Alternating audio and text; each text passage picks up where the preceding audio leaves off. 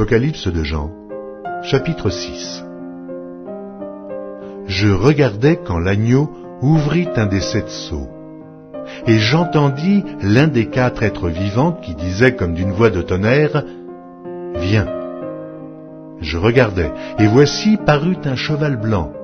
Celui qui le montait avait un arc, une couronne lui fut donnée, et il partit en vainqueur et pour vaincre. Quand il ouvrit le second sceau, j'entendis le second être vivant qui disait « Viens !» Et il sortit un autre cheval roux.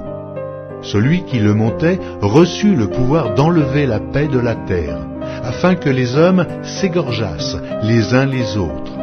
Et une grande épée lui fut donnée. Quand il ouvrit le 3e sceau, j'entendis le 3e être vivant qui disait « Viens !» Je regardai, et voici parut un cheval noir. Celui qui le montait tenait une balance dans sa main. Et j'entendis au milieu des 4 êtres vivants une voix qui disait « Une mesure de blé pour un denier, et 3 mesures d'orge pour un denier, mais ne fais point de mal à l'huile et au vin. » Quand il ouvrit le 4e sceau, j'entendis la voix du 4e être vivant qui disait « Viens !» Je regardai, et voici parut un cheval d'une couleur pâle. Celui qui le montait se nommait la mort, et le séjour des morts l'accompagnait. Le pouvoir leur fut donné sur le quart de la terre, pour faire périr les hommes par l'épée, par la famine, par la mortalité, et par les bêtes sauvages de la terre. Quand il ouvrit le 5e sceau, je vis sous l'autel les âmes de ceux qui avaient été immolés à cause de la parole de Dieu et à cause du témoignage qu'ils avaient rendu. Ils crièrent d'une voix forte en disant « Jusque à quand, Maître, saint et véritable, tardes-tu à juger et à tirer vengeance de notre sang sur les habitants de la terre ?»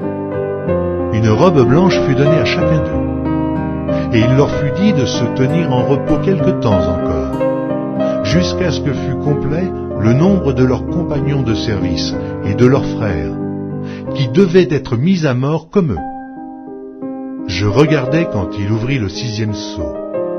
Il y eut un grand tremblement de terre. Le soleil devint noir comme un sac de crin, la lune entière devint comme du sang, et les étoiles du ciel tombèrent sur la terre, comme lorsqu'un figuier, secoué par un vent violent, jette ses figues vertes. Le ciel se retira comme un livre qu'on roule, et toutes les montagnes et les îles furent remuées de leur place. Les rois de la terre, les grands, les chefs militaires, les riches, les puissants, tous les esclaves et les hommes libres se cachèrent dans les cavernes et dans les rochers des montagnes. Et ils disaient aux montagnes et aux rochers, « Tombez sur nous et cachez-nous devant la face de celui qui est assis sur le trône et devant la colère de l'agneau, car le grand jour de sa colère est venu, et qui peut subsister ?»